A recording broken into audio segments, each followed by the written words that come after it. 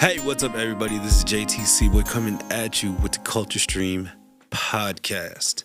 We are on episode number 7, and I'm here with the brothers, the co-host. Got Tonez, Yo, Jude, hello, Mr. Hawaiian guy that's been on break and living a good life over there. just got back from Kamanawanalea.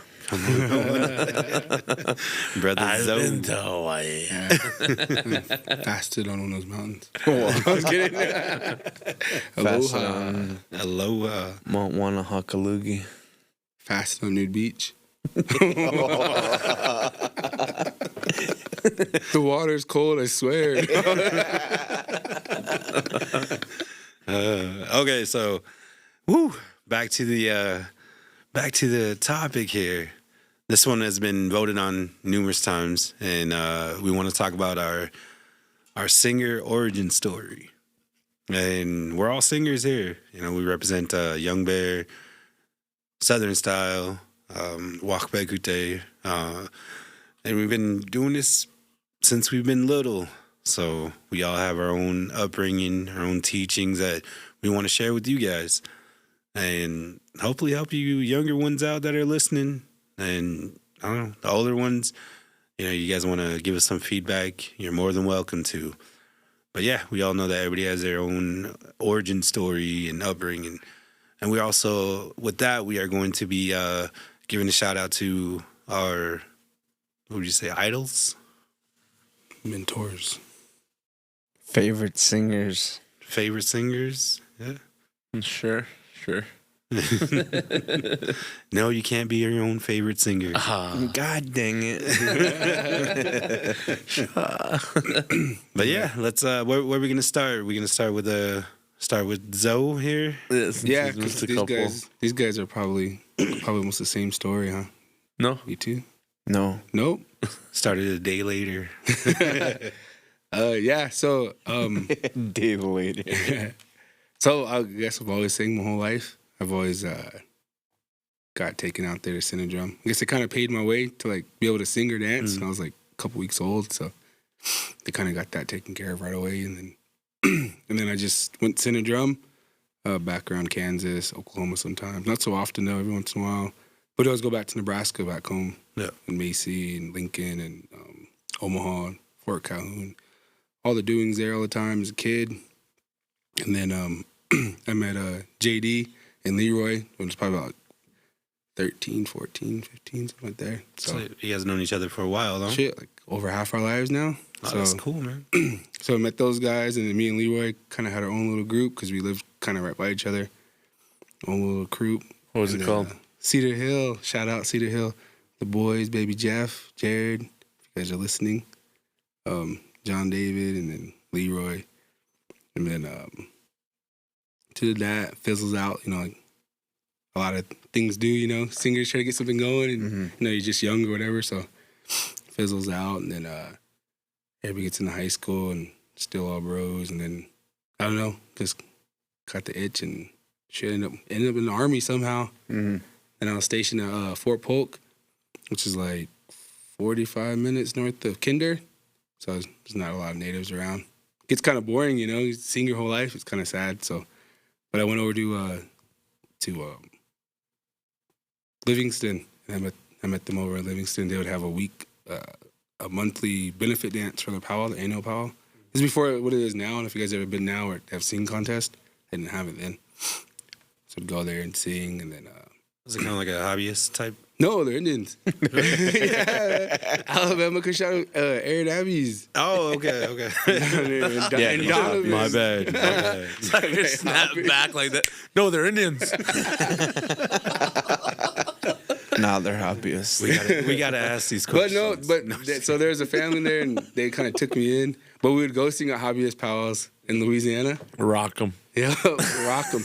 Gore dance. And then I met Al Santos. And then kind of, he was always down in Texas for some reason doing gigs. So I'd go help him out. Something to do, you know. Singer, you just want to go sing. You don't care. So our brother Al's a gig master, man. Yeah. Dude, Al's crisp, bro. Yeah. Dude's bad. It's a bad dude, man. Shout out to Otter Trail, right? Yeah. And then, so with them, and then got out the Army, and then I moved to Washington, and then helped out the bro Junior Stanley and Southern Express, and then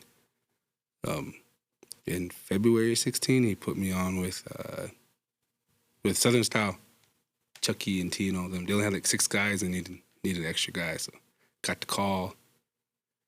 And then then they came up for that, and then Muckle Shoot. Ever since then, it's just been a part of it. SS for life. No, I was kidding. But yeah, that's kind of. Did you get your tat yet? Isn't it double S? Double S, yeah. Shout out Charlie, double S. But yeah, we I guess that's my story, I guess. Nice. So what is one valuable thing that you've learned through your upbringing as a singer? One of the things you could pass on to the ones listening. Definitely take care of that drum and take care of you. I think like from a lot of things, because we get to go all over the place, places we never thought we'd see or get to be, get to go experience some cool things, and that drum takes you kind of everywhere, takes you all over the place. Yeah. Even it can even take you, overseas to go. It could take you there. I mean, it could do a lot for you, and it brings a lot of relations to people, and a lot of things people have in common, like us, like we all have that big drum. That's what keeps us all. That's our. I don't know how to explain what I'm trying to say, but that's the bond. Our common point? Yeah. Our bond, the brotherhood that we have as singers is what it brings. But yeah, take care of the drum, and that drum will take care of you, because that's a lot. Well, that's awesome advice, man. Let's go to Jude. Origin story? Let's see. Let's rewind. Let's go back in time. Close your eyes. Everybody's all driving, closing their eyes. But if you're driving, don't close your eyes. I'm trying to think the earliest memory I have of singing. I could go back to sitting on my dad's lap at Mandarin Powwow, and you're a little shit kid at the drum, and then out I was getting trouble. And I was getting trouble for banging on the drum, for spanking the drum. Spanking the drum. Get in trouble, and then remember I would go to in school. We had a singing class, and Lyle Walkenhawk was our instructor. And I remember he was showing us the flag song. And I remember I was a little guy, and thinking, I know this song. But then he'd say, "Go ahead, Jude, take that first lead." Being a little guy, I'd come out the gates just super high, and just almost pretty much yelling the lead out, and Yeah, you didn't have no tune back then.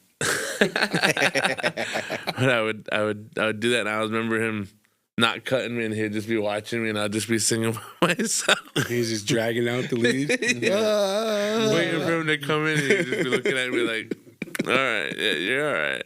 You got this. And I'd get embarrassed. I'd be embarrassed because he'd almost kind of put me on the spot, and all the other kids would laugh at me, Yeah. But that's who I grew up around, and then more went from there to singing around Sundance, and singing there, and then going back to powwow. So we're always sitting around the drum. But I remember growing up, my dad would always get mad at me, not Tonez. He'd get mad at me because I was always shy to take the lead, and Tonez just coming out, and crisp little baby. Want to know why?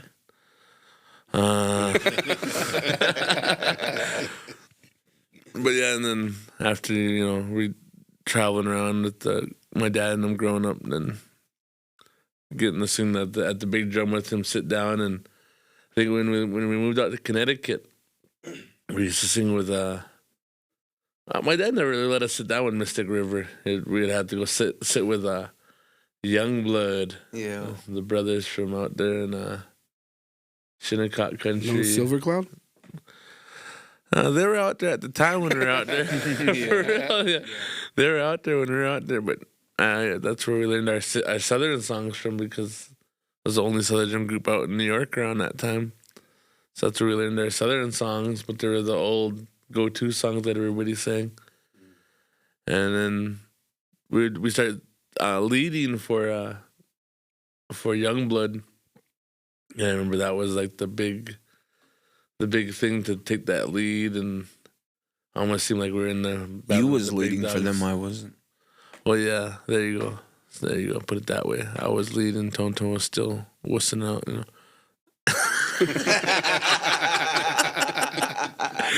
No, but Not even. I was leading for Rocky Park, sucker.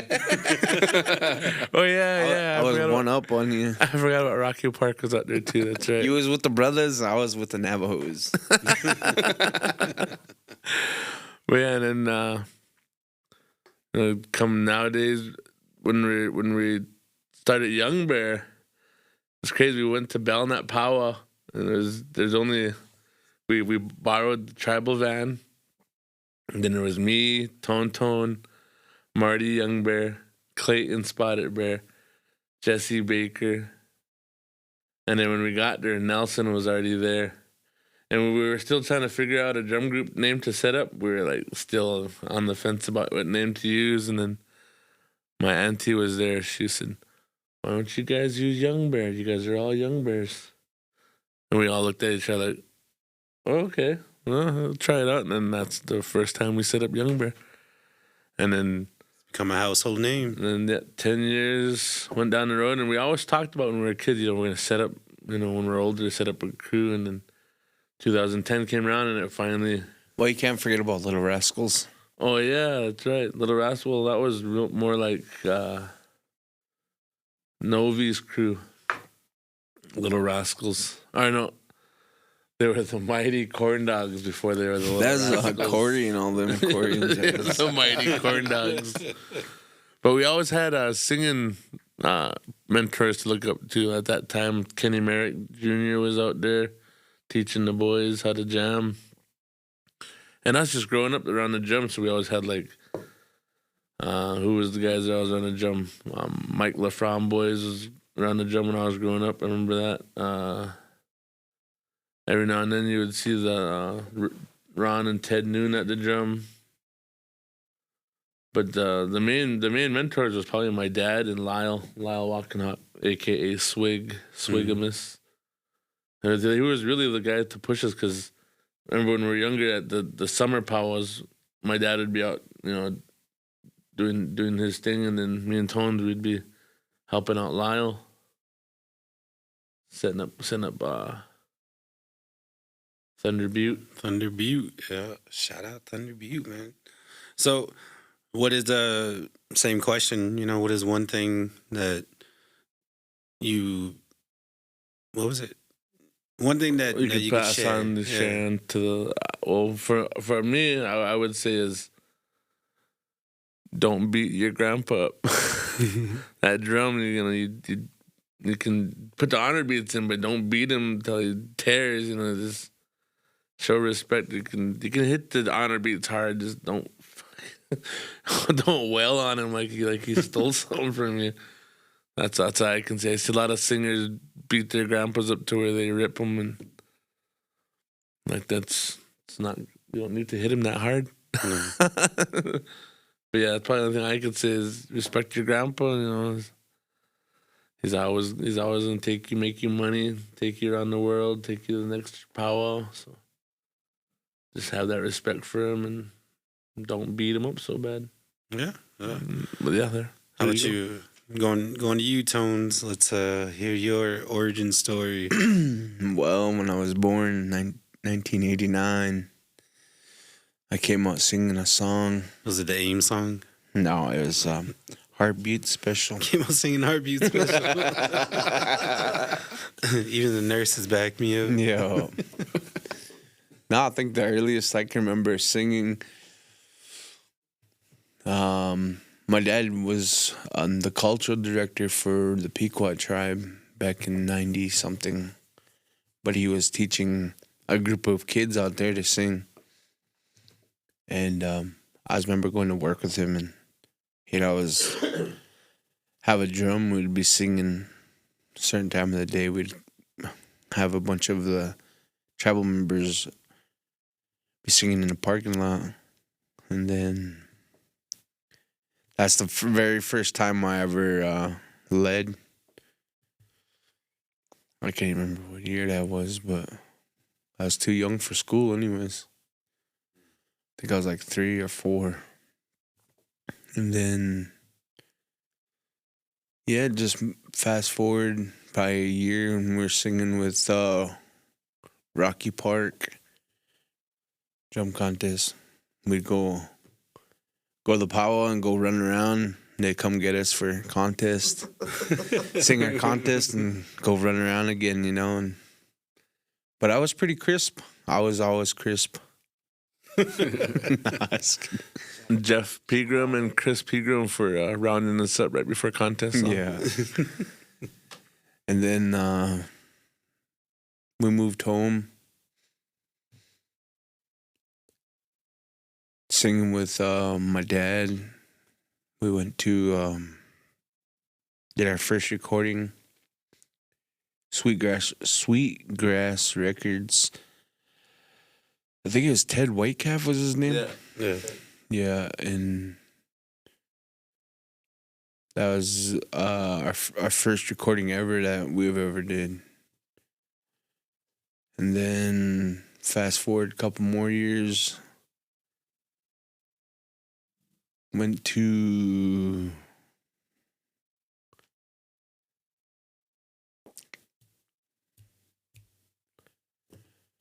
went to school in Mandry.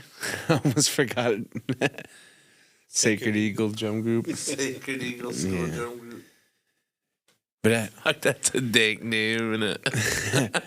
but honestly though, man, that little drum group right there took us places, man.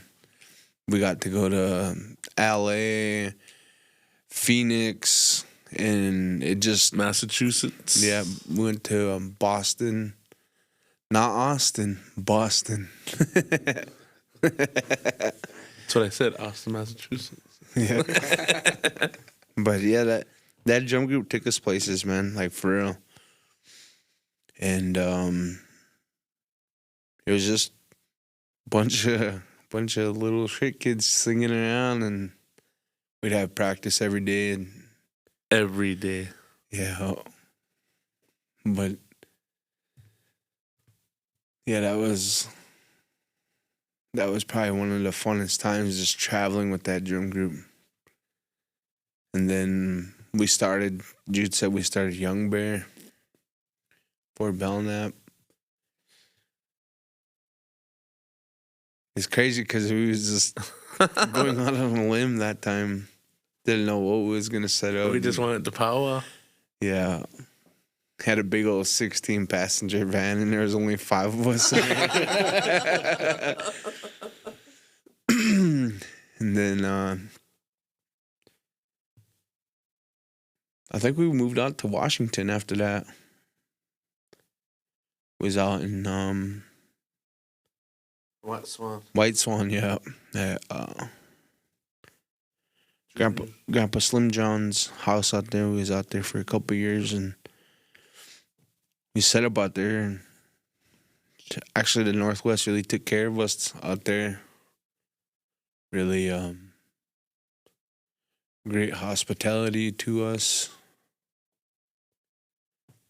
Is that where you guys got your was it your whale high drum? Honest, this is what I honestly thought when we got that drum. That sucker looked like a seal hide, man. Yeah. The height of it, and the sound was different. But so I said, that sounds different. Everyone's like, "What is that?" And I was like, "Shit, that's seal hide." After that, it went like wildfire. Oh, it's that seal.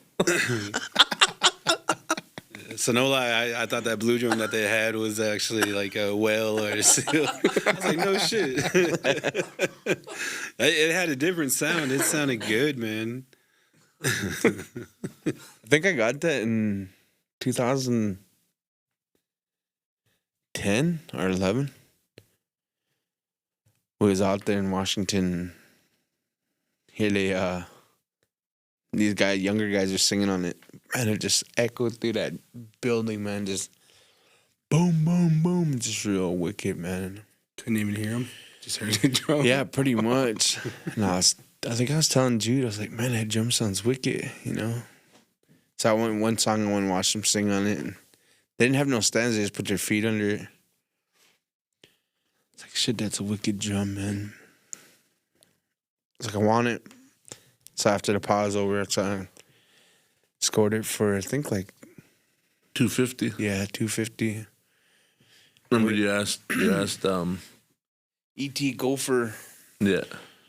That drum, we went everywhere with that drum, and it just made us probably $500,000. That drum. Pushed you guys to sing louder too. Yeah. That was a loud drum, man. Then when we put it on stands and lifted it off the ground, Yeah. it made it even louder. It sang. Yeah. But then within those years of, I think it was like 2006, 2007, sang with High Noon for a couple years. It was fun.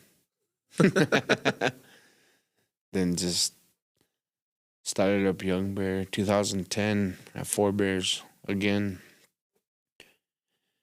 And Don't forget your Southern Outlaws, too. oh yeah, and 2006 it was Southern Outlaws. 2006 and 7 sang with them. Well, 2005, 6, and 7 sang with them. Southern Outlaws, traveled around with them,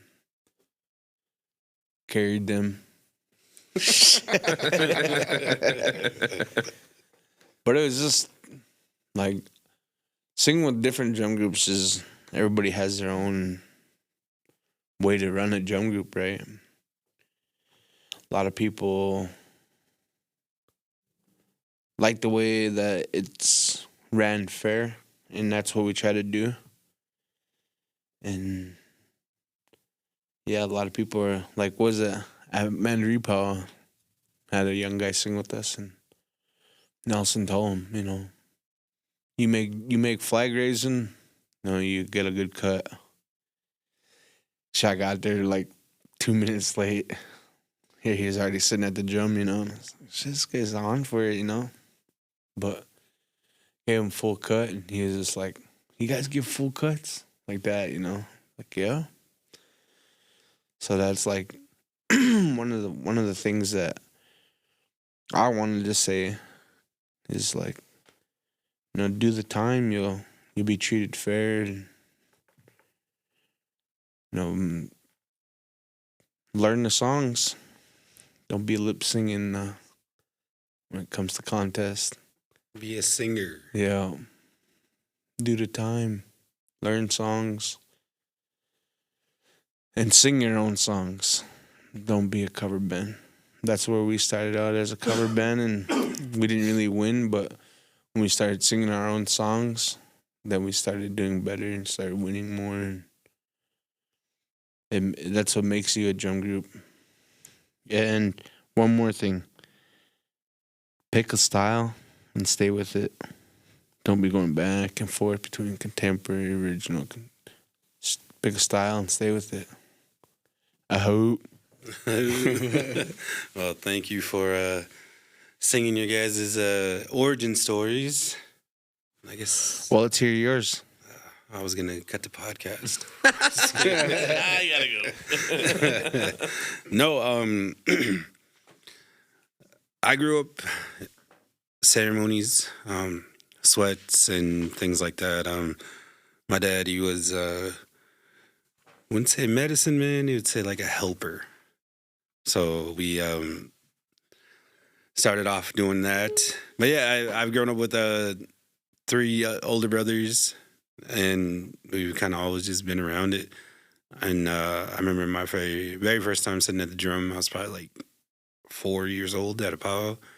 Feet just dangling off the chair, kicking They leads. still do. Looking like tarts. Him and Tarts. Yeah. So what are we singing, bro? But yeah, I remember we used to sing Elks Whistle songs back in the day. And for me, the words were easier to catch on to.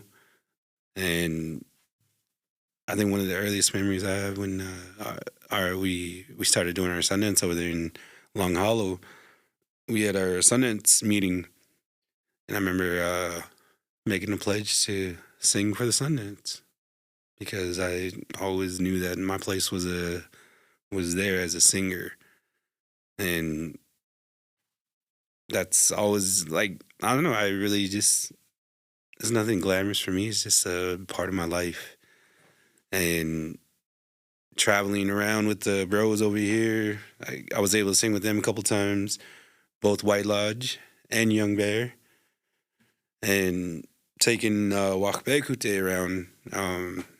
It was my dad and my older brothers. They carried around back in the 80s and early 90s, and then my brother and Alfred and myself, we carried it on like 2009, and like it was a blast just traveling, meeting people, meeting your idols. Like, you know, it was good. But one thing that I would say is that you have to love this. You have to love singing. And you know that it's not a money maker. You know, they say that you're not going to get rich singing, but you'll get rich in the feelings, the emotions, and just the people that you meet, because it's those are priceless. And the memories that I've made through my travels they've been amazing. I mean, we still talk about them to this day, and you know, the love that we have for singing, we see it passed on to like all my older bros that sang with us. They have kids, and they have their own drum groups now. You know, my boys, they're starting to sing. So it's just, you know, the love of it is just, it shows through how it's passed on. And it doesn't matter if you sing contemporary, northern, all that matters is that you just love singing. And I'm thankful to be with these guys every day on this podcast because, yeah, we grew up together. And, you know, Zoe's always got some awesome stories and just being a bro. But, yeah, we're going to go now to, I guess, idols or favorite singers, people that inspired you, I guess. Yeah, I'd probably have to put one of the people I looked up to growing up singing, because he never burnt out. I almost only heard him burn out probably about twice, maybe 3 times in my life. Who's that, me? Of course, one of the main guys I looked up to was my dad, but that's a given. Yeah. But one of the other guys that was really influential in my singing was Lyle Swig, and not lying. He was, growing up, he was always, come on over, we'll have singing practice, you know. But then there's that part when you hit that ceiling, you know, when your voice changes. And one of the things, here's the person that pushed me to is when I was stuck at that ceiling and I couldn't break through and I was almost going to give up on singing. I was talking with my Uncle Freddie Morissette. And I said, I was kind of like, you know, almost kind of like trying to like get some good words out of, you know, and I was Fishing for I was fishing for some words, you know, some words that I can use, and I said, I was like, you know, I don't know what to do, Uncle. You know, my voice is it's not hitting, you know, it's not getting there, and I don't want to sound like this, you know. And he was with his wife, and he looked at his wife, and he said, "Do you want to tell him, or should I tell him?" And she says, "I'll tell him." So we're sitting there, and she looks across the table, and she looks at me, and she says, "If you don't have it, you don't have it." Right there. Right there was the words I needed to hear, because then I was like, man, fuck that. I got it. You know? I got this. So I pushed to my limits, and I broke through that ceiling. I became a better singer through those words. Through those words, when they knew that I was like trying to like, come on, you know, give me something I can use, you know, to help me better myself and sing. It was like, well, you don't got it. And that's exactly what I need to hear, because I was like, well, don't give up then. But yeah. Well, if that advice didn't work, I wouldn't be here today. You'd be singing Southern. No offense. But yeah, there you go. There's mine. How about you, Zoe? Probably my older brother. I got an older brother. His name's Sage. He was like the dude I looked up to as a kid. Like, he was the one that would sing with me at home. He'd always be singing, let me tag along, and pull out his little drum and sing. So definitely my older brother was like the guy I looked up to. And he never traveled, but he just kind of stayed around home and knew a lot of our songs and stuff like that. And then my grandpa Carol Stabler, him too. Them two would probably be the ones for me. My grandpa Carol was knowledgeable too. Is knowledgeable. Probably knows every song that we have, just about. But yeah, for me, those guys are the ones that really who I looked up to and wanted to be. And then I remember I was like 13, 14, went back home and my grandpa threw me a lead and I was like, must be pretty all right then, because usually you sing, if he's Southern, if he sings in a drum, you take all four yourself. But he's kind of up there. So he kind of threw it to me and I was like, I was all proud of myself after that. But he never said anything to me. He just lit his cigarette and sat back, and yeah, that's kind of like my validation. That's cool, man. Tonez? I don't know. It's kind of. I'm trying to think. Just say Jude. No. No, actually, when I first started getting my voice back, I think I lost it for like a year and a half. Quick as fuck. Yeah.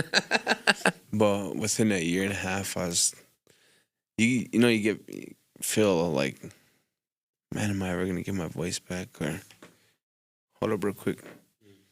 Hello? Yeah. What's up? What's going on? Well, not much. I just called you back because you said everything all right. And I was wondering what you were talking about. Yeah.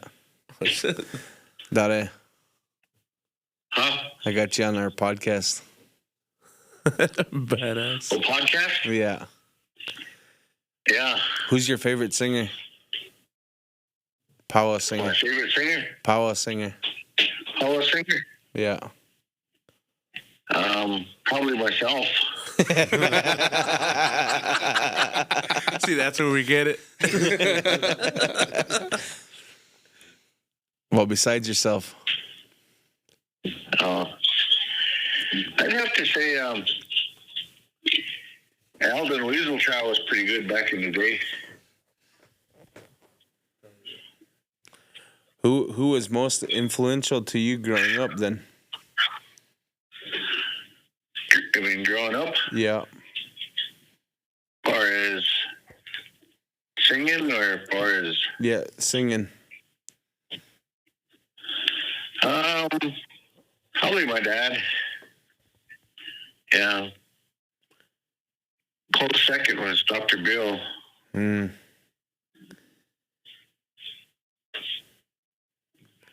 If you could leave a message to the up-and-coming singers, what would you say to them?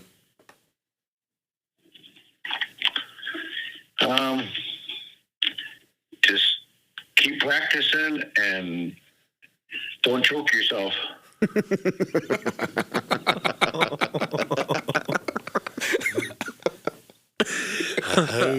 Alrighty then. Good word. Tobacco questions. Thank you. But kind of how he's like, you get that feeling, you get down on yourself. That's kind of, I guess, kind of real world now. It's kind of how I feel. Sometimes it feels like I can sing, and sometimes like, fuck, man, I can't sing at all. Like, nothing wants to come out, and it's like, what the fuck? And like, you're not sliced, because if you feel all right, it's like, what the hell is it? What's going on? But I think it's kind of things, don't use it, you lose it. It's kind of confidence, I think. Yeah, that too. Like, it kind of breaks your confidence a little bit. But then you kind of get kind of down because you're just like, man, fuck, I want to sing hard, Shit. I want to sing with the boys, and then like. But I used to be able to fucking sing till there is no tomorrow, man. But I started drinking. Seems like you get older, it does that, man. Because honest, there's a point there where, like, I could. Well, it's more like when I was in shape too. When I was in shape, I could Sing every day. sing loud, and I was the part I was most happy about was being able to be loud. It wasn't high; it was being able to be loud. Cause I got Tone and all them singing high. They can sing high, but it was just being able to have that volume to pick up the bros by yourself. You know? That's what I liked about it, and a lot of people like kind of acknowledged me for that too. They'd come over, Being the body. like in my head, I was like, But I think that's like one thing for like a lot of young guys too gotta learn is like it's all right if you can't sing high, but there's somewhere else you can fit in with the group, you know, because everybody needs the groups. Everybody kind of has their own thing that they're good at. Yeah. And singing with other drum groups, you figure out like, because when you sing with Young Bear, we're on a whole different. Like when I sing with Mandarin and when I sing with Mister, like I just coast with him. Like I'm just blending in with him. I'm mixing with him well. Otherwise, with Young Bear, I'm trying to outblast the guy next to me. Yeah. You know? I'm trying to sing louder than him, but when I'm singing with like these other drum groups, I'm like, you know, Trying to fit the groove and go with them. Like fit right in with them. So it just depends on the crew, because I sang with TBZ and that was a whole different experience for me, man. Coming from original style and jumping in with TBZ, I was like a fish out of water. But luckily, Hokey was right there and kept me by his side, and he was kind of coaching me along, helping me out, because at the time I was still trying to find my voice. So I didn't. And then when you're sitting next to him, you can't really hear yourself. So I was like giving it 110%, not knowing how I sounded. You know, he was there to cover me. So That dude's a megaphone by himself, man. so that's why I was like, Am I even singing? I don't know how I sound, but fuck yeah. Fuck, we sounded good. That's how you get done singing, because you're first time jamming with TBZ, and they're like, fuck, this is awesome. And I never sang Contempt until then, so I think when nervous, shakes. One of the hardest things for me, well, it wasn't really the hardest part, but it was just like the drum beat is a lot different. You know, and when I first started singing with TBZ, it was just like a straighter, more Contempt drum beat. And with the old style, you know, it's kind of got more of an upbeat bounce to it. And I'm not knocking the drum beat, because, you know, it's like their style. Yeah. You know, you're adjusting and adapting to other people's styles. Yeah. And that's what I loved about singing with other crews, is just like, you know, when I sing Southern, which I don't sing Southern, but I'm pretty sure there was a style that I got to adapt to. Actually, no, I sang Southern once, and that was in Oklahoma at a Wake and Iron in Pahuska. They had a little singing practice. Bro, I don't think my drumstick made it past the rim.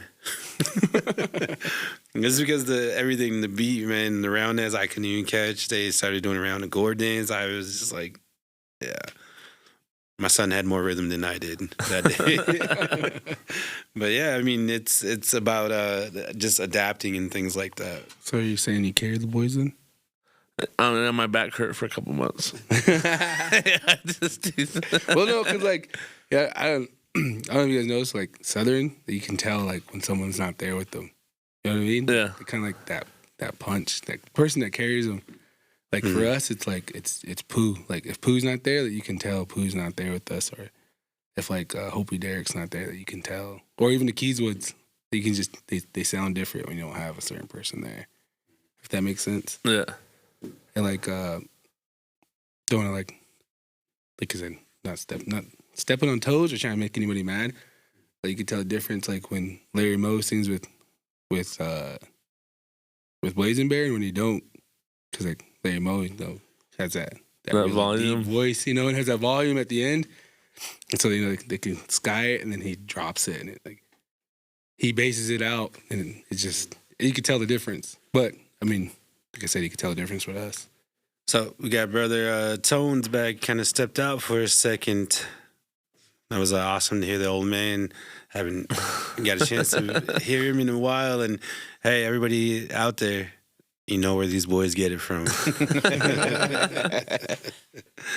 pretty badass, man. Like father, like son. Where was I at? We were talking about You're outside.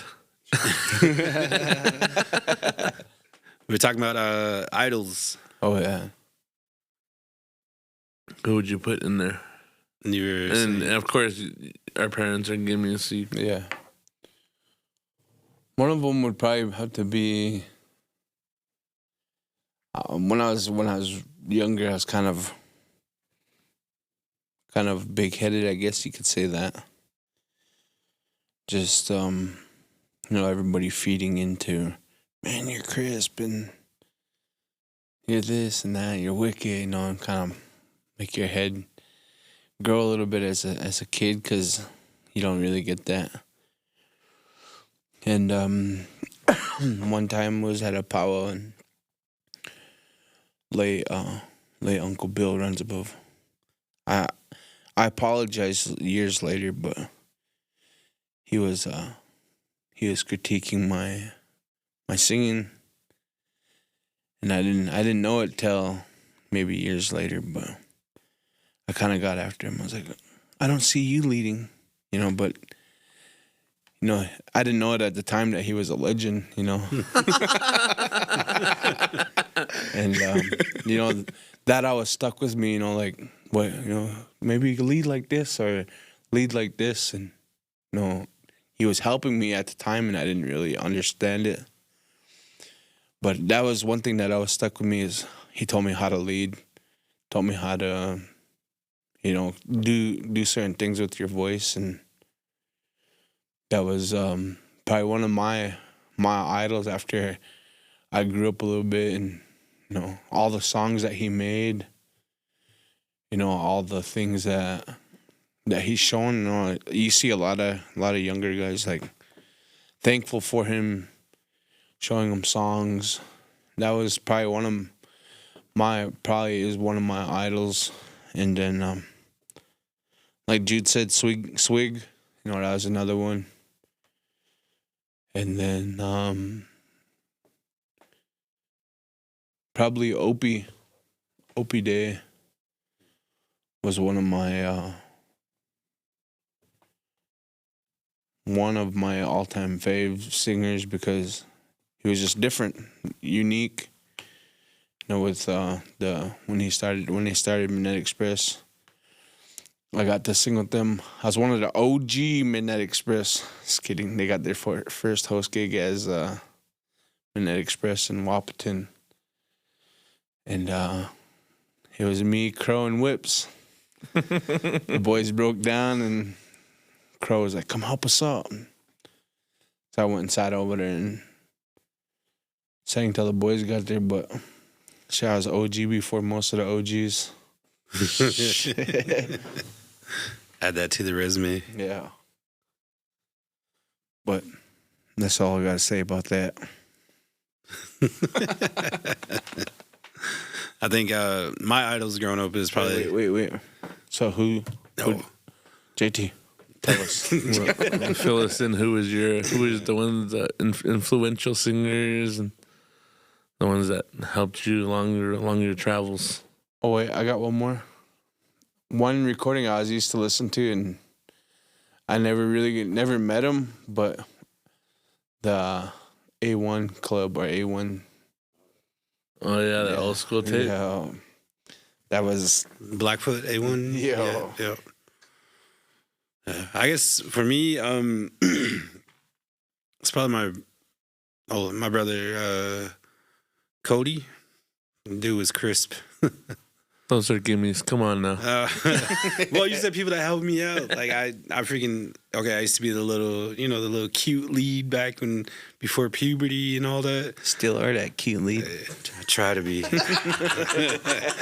but no, I hit puberty, and man, we just kind of wanted to start singing Southern, because you had the bass. had the bass and things like that, and like shit, I lost my voice from like 12 to like 18. That's a long ass time. Shit, no, mine was longer. And for us, like, we just set up at Siston, 4th of July. And then my brother, Alfred, he's just like, go ahead, man, you gotta take that first. fucking nerves, you know. I was like, all right. So before I leave, everybody knows that. So I was just like, so it just hit that beat and boom. It was like I got so nervous that it was just fucking blazing, and then all of a sudden it's just like, now that's how you lead. That's how you got to be a first lead. So I was just like, all right, I could get used to this. So it kind of just went that way, and then I remember setting up at Flandreau. They had all the singers come out in the middle, 1, 2 from each drum, and they're gonna do the grand entry. And mind you, like I grew up just singing like the Mandarin original, like sort of straight style of singing, not trying to outdo each other or anything. So we sit down, and all of a sudden, what's the name? The traditional Galen Drappel. Galen, yeah. Yeah. So he takes up this song. Fuck, he just skies, dude. And then my bro, he passed a few years ago. It was actually, remember we went to Long Plain. Everybody was laughing because there's JT and TJ. TJ? Yeah. Yeah.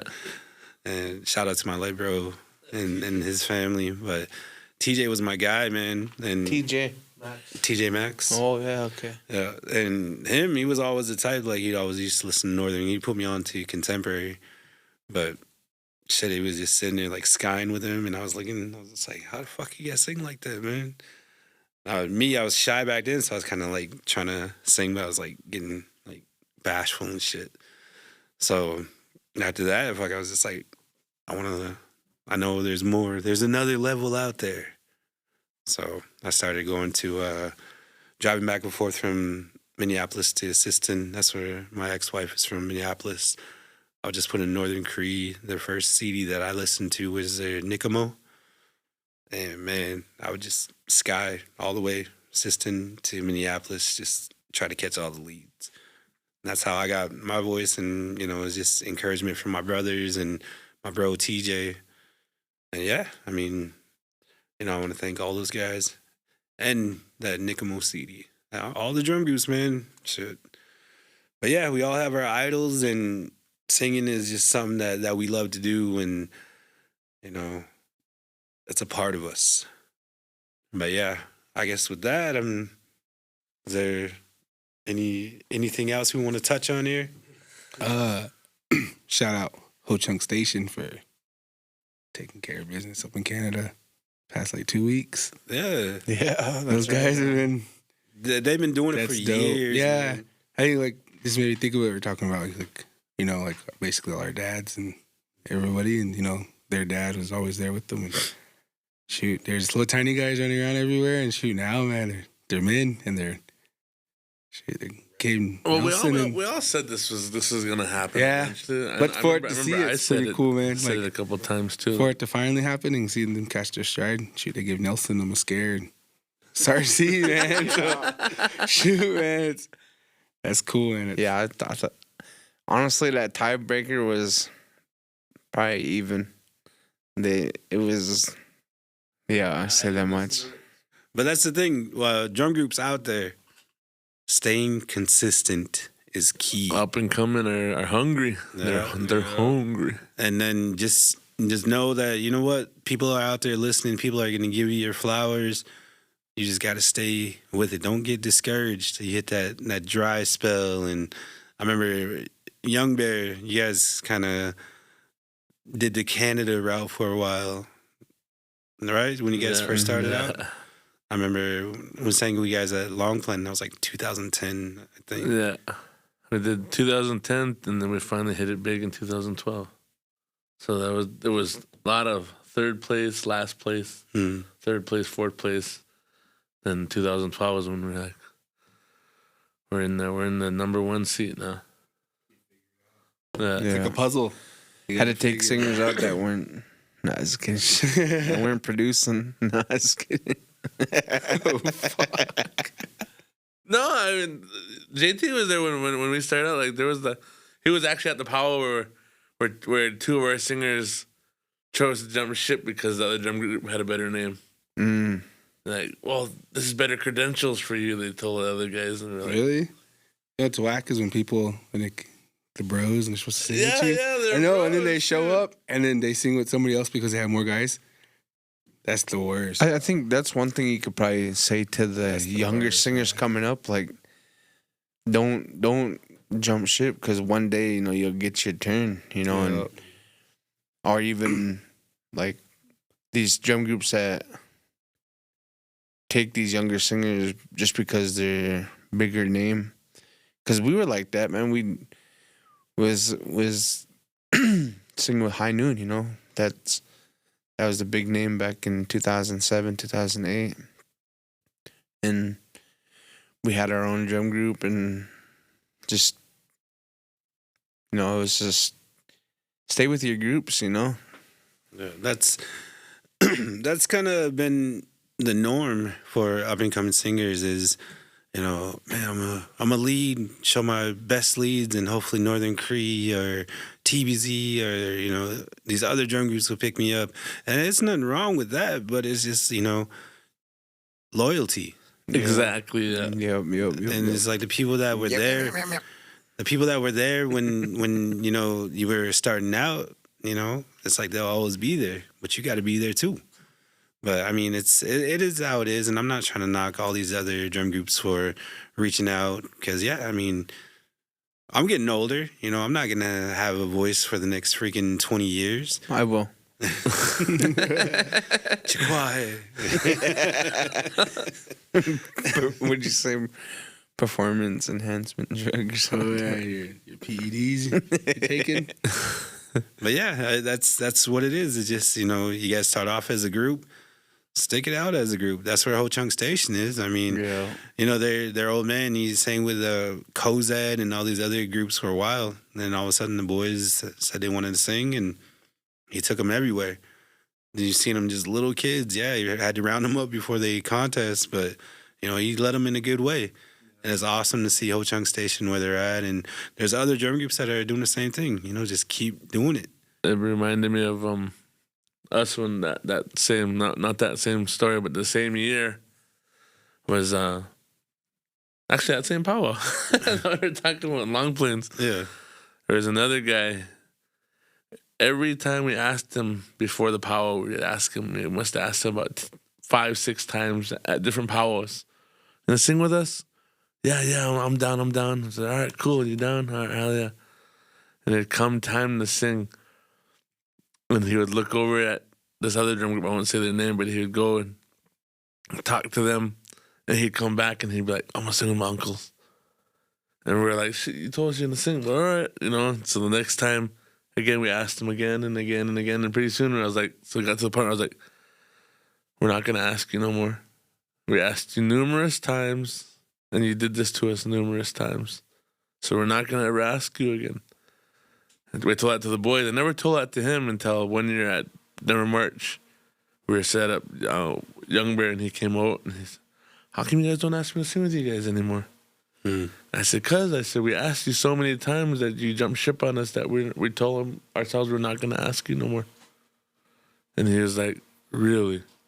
I said, yeah, that's the truth. That's honest to God truth. I said, we talked about it. We're not going to ask you anymore because we asked you enough times. So that we never asked him again. He never sat down with us again. But that was just because we asked him so many times, and then that was the whole point of loyalty. If he would have sang with us and would have rose up with us, was there like to put in the time with us when we were at the bottom to the top, then it didn't happen. So that's where we're like, we know where he sits. It's not about the bros. It's about making that money. I always have that in the back of my head. The guys that did that to us. I mean, every once in a while they'll come around and jump, but I was thinking, this guy was one of those guys that jumped ship on us, So that's how I always remember. I don't forget. Some moral of the story is loyalty. Yeah. Jude asked you to sing, you better go sing. But I mean, it's not uncommon for drum groups out there, and we're not knocking any drum groups in particular. So, hey, we're singers too. We have our own groups. We've dealt with that plenty of times. Yeah. No, I'm just kidding. But no, because I've always felt bad because John David would be like, help us out, bro. But yeah, we'll be there. Then Southern Style will show up. I'm like, go sing with the boys. Well, Sorry, of course, bro. that's your main crew. I mean, I wouldn't expect any of you guys to jump ship on your crew just because you were Yeah. singing, you know. But I I was would. but I always think like, dang, like shit, he might not ask me again, you know? Because it's like It's happened so many times. so many times. I'll be like, yeah, bro, I'm down, and I'll get ready to go and have everything planned. And next thing you know, fucking Southern Styles, yeah, we're gonna be there Wednesday night. Always, never fails. Wednesday, yep, we're all coming. Then I gotta tell them, hey, bro, sorry. So did you sing with them at Spirit Lake? Yeah, that's first time after 3 years since he started. Cedar Hill days. Yeah, well, he's been asking me, but like I said, every time it's been the boys. Since show your up. Cedar Tree days? Cedar Tree, Cedar Tree. Cedar Hill, bro. Cedar Hill. Yeah. Better respect me, Leroy and John David. Oh. Oh. Send John David after you. Shit. Alrighty. Well, I guess we could close out. Closing remarks. We'll start with Jude. Go around the table. Love you guys. Stay safe out there. See you at the next one. Happy to finally be back after missing like 4 episodes. But yeah, everybody be safe out there, and then like, subscribe, share. If you have any other ideas for us to talk about, or any guests you want, I guess, because Yeah, people get always us shout out travel. some guest names. Yeah, so we can bring some people on, because they had Lonnie on last time. That was a really cool podcast to sit on the way here. Should have been a part of it. Yeah. Should have been here, but Actually, we're thinking episode 10, do something epic. We might go live. We gotta do something dope. That'd be dope. You give a shout out to the podcast. Yeah, we gotta. So I've helped. hey, I'm not done. Fucking assholes. Let me finish. Fuck. Well, there was My dead bad. air there, man. You Sorry. guys took over. Fuck. Anyways, keep going. Gotta Then. finish it up. No, don't talk now. Go ahead, forgot, guys. The stars of the show. Go ahead.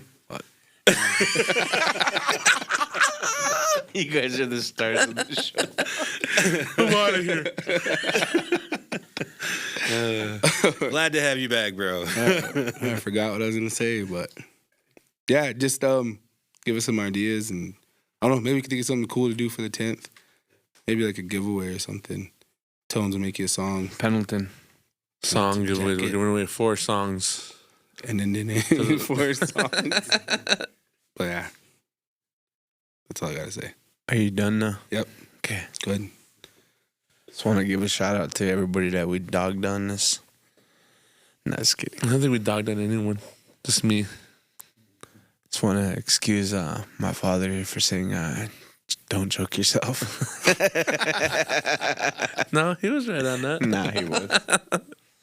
See, that's the old school, man. You know what I mean? That's coming from here. These old guys raised us Yeah. on that way here. I heard a story that was it Enos? Is his name? Enos? Enos. Ain't. They said that someone was telling me that when someone first came by and they're all pinching to sing, and he was asking them, he's like, "How do you do that? Keep going." And he just kept getting higher and higher and higher. And here he walked off, and all those old guys were laughing. I forgot who told me that story, man. He said he just kept making that guy pinch and trying to sing higher and higher, and then that guy walked off. It's probably true. Yeah. Nah, for real though, I just want to say thank you to everybody that listens. And it's pretty cool to be out of power, and then someone be, "Hey, we heard your podcast." Yeah. You know, that's what like encourages us to keep going, because sometimes it's like, does anybody even listen? Then we get the update from JT of being in Kenya, and We made it to Kenya, people. We made it to Kenya. Finland. Germany, Norway. We're getting out there. We're getting out there. Thank you. Shout out to everybody. But and, good. and then all the guys that That we had to step on to get here. no, I was gonna say all the guys that are not guys, but all the people that support us tell us that they hear the podcast. And then there was one little boy, at Man Reaper. I don't know who he was, but he hung around the drum, and just want to give a shout out to him because I guess he was, or we were his favorite drum group. I don't know who he is though, but he stuck around the drum all weekend, just standing behind the drum, just like observing. And then after the pause was over, it's like Nelson finally tells us, yeah, no, that guy, we're his favorite drum group. You know what I mean? But if I would have known that before, we would have had him sit down. But shout out to him. I don't know his name. And then welcome back. Thank you for coming back to the show. We missed you. It's him and Jude, actually. Remember when we did that one in White Shell? Oh, Jude yeah, wasn't there either. Yeah. Oh yeah, But that's right. but some people said you could tell when Jude and Lorenzo ain't there because there's It's boring. yeah. Just kidding. No. No, but They fell asleep. yeah. They closed their eyes when they're driving. We're just fentanyl out of it. It's Tuesday. Because we all talk like this. All right, let's end this, man. Talking like that. Okay, sorry, piggyback on what you're saying about the kids, man. A lot of guys like that, and then the past couple weekends have been like little guys coming around the drum too, and like, you don't realize like how much they look at you, they watch you guys, they literally everything. Like we get done singing this past weekend. It was the first time singing with Blazing Bear, but there's this little guy get done singing. As soon as you get done singing, the boys get up and go back to the car or whatever. He'd sit right down, sitting there, just talking, just visiting with everybody. I don't remember his name either, but yeah, just all those other guys out there, you know, they're watching, and it's pretty cool. And then just reminds me as being a kid and remembering like starstruck. Oh man, it's my favorite group, and then Then to meet him, yeah, then to meet them, so like, you're like, fuck. guy's an asshole. Meet JT, I'm like, man, fuck Wape Kuti. No, I was kidding. Wape Kuti. What'd you say? Fuck the Wape? cuties. Fuck the cuties. But yeah, just encourage the young guys, man. That's what's important. Because shoot, we're gonna be gone one day. We're not gonna be able to sing, but never know when those little guys might have their own podcast and say, "Man, I really like how Jude sang, but he's a dick." But he's a dick. Well, in closing, yeah, shout out to everybody that subscribes, supports. Shout out to the bros over here, man. Honestly, you know, we make it work, and we respect each other enough to just, you know, make it happen. And that's what I love. It honestly is doing this podcast is the highlight of the week for me. Yeah. And yeah, what Tonez was saying, you know, people coming up and saying, you know, how they like the podcast. I actually heard some kid at Man Reaper saying, yeah, John Dummy is hanging out over at our house.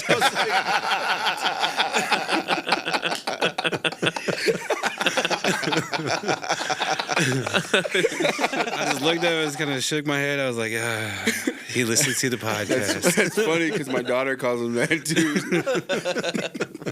Shout out to JD, man. You're a good sport, bro. Shout out to all the Blazing Bear bros that have been on, man. And we have more guests that are gonna be featured. So, I mean, this isn't the end for us by a long shot. So, we're excited to be here. And you know, anybody, you know, powwows, people that, you know, you guys want us to shout out your powwow and stuff, you know, send us a poster. You know, send us a message. We're happy to showcase and give people love on our platform. And this is what it's about, you know, bros just coming through, sharing our experiences as singers, as powwow people, and, you know, just something we love to do. And you're getting it firsthand.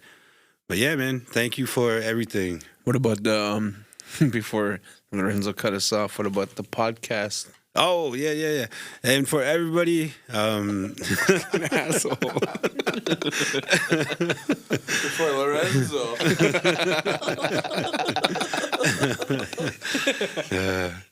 So being part of this podcast has brought a lot of opportunities forward for all of us.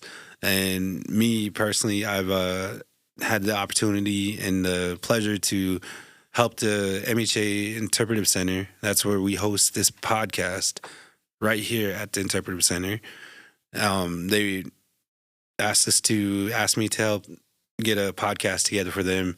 So for those that want to hear the culture of the Mandan Hidatsa and the Rikaraka,